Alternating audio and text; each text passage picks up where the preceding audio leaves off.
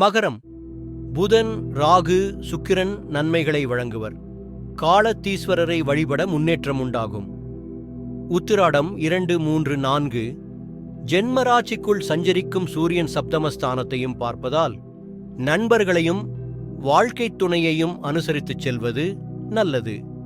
கூட்டுத் தொழிலில் கவனம் தேவை, செயல்களில் நிதானம் தேவை.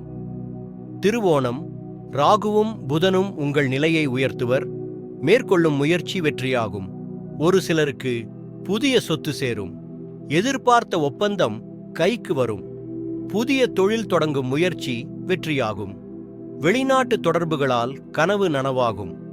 அவிட்டம் 1, 2 செவ்வாய் வக்ரம் சனி தன குடும்பஸ்தானத்தில் சஞ்சரிப்பதால் அனைத்திலும் கவனமாக செயல்படுவது நல்லது.